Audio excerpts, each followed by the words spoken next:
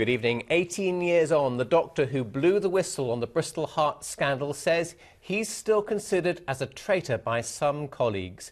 Stephen Bolson made the comments after being given a Lifetime Achievement Award by fellow professionals. He flew back from Australia to accept the honour for promoting safety.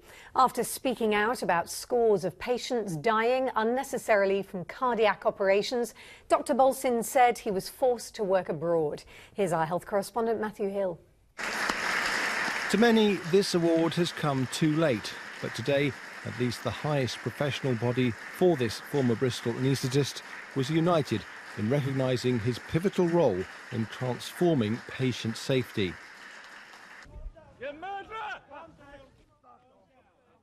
The dramatic scenes outside one of the most high-profile GMC hearings the country has ever seen. Heart surgeons Janardhan Dasmana and James Wishart and their boss, Dr John Roylance, struck off and disciplined for allowing operations on tiny babies in Bristol to continue long after it was clear too many were dying. Dr Stephen Bolson was the anaesthetist who blew the whistle on the scandal. I was concerned enough to contact my director and let him know that I felt that this was a wholly inappropriate operation. And I also alerted the Department of Health to the possibility that a child was being put at risk in this trust. This investigation by the BBC in the West was followed by a radical shake-up for the medical profession. In honour of our children, we ask you now for 1 minute silence. An independent inquiry called for the results of individual surgeons to be available to the public. But Dr Bolson's bravery had catastrophic effects on his own career. Doctors refused to work with him and his private work dried up. He was forced to leave this country to work in Australia. But today, 18 years on from speaking out, recognition at last for his crucial role. Even after this number of years, it's wonderful that the Royal College of Anaesthetists have selected me to deliver the lecture and also to honour the actions I took in Bristol. Do you think things have changed as a result of what you did?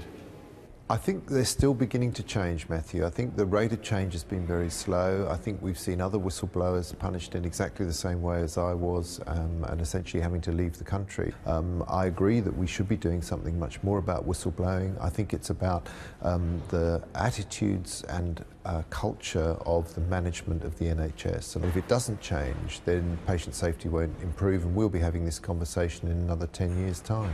Do some doctors still see you as a traitor to the profession? Yes, I'm sure some do.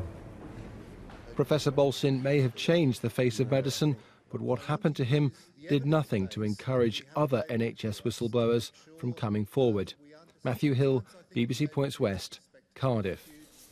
Well, the Conservative MP Charlotte Leslie says the time has come for a government inquiry into whistleblowing, and she joins us now from London. Thanks for coming to the studio tonight. Well, what's your take on this? Are doctors still frightened, do you think, of speaking out? I think many people are frightened of speaking out, doctors, nurses and indeed good managers within the NHS.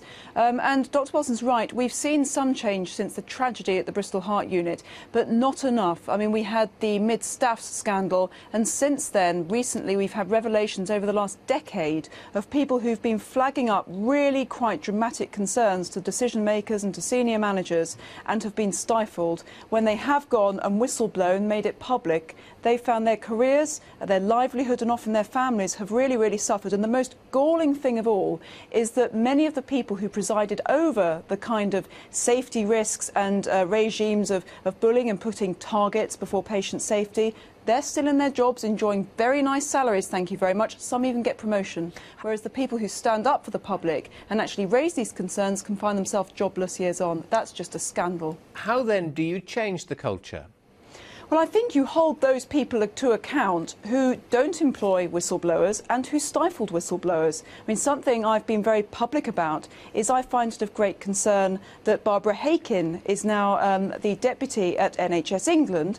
She has been exposed as stifling the concerns of whistleblower Gary Walker. Now, if we're going to talk about accountability, people who have been shown to be stifling concerns of whistleblowers, not acting on those concerns, all the way along the line must be held to account. And also we must do what the Royal College of Anaesthetists is doing, is celebrating whistleblowers. Now, if an organisation really wants to stick to its core mission of patient safety and care, then a whistleblower is exactly the person you want on your team, because when everyone else can go native and think things are okay that are not okay, whistleblowers don't. And even if people do realise that things are not okay, very few people have that moral backbone to actually stand up, put everything they have at risk in order to do the right thing. Those whistleblowers who uncover things that have been going wrong are very special people indeed, and we should recognise that. Charlotte Leslie, thank you very much.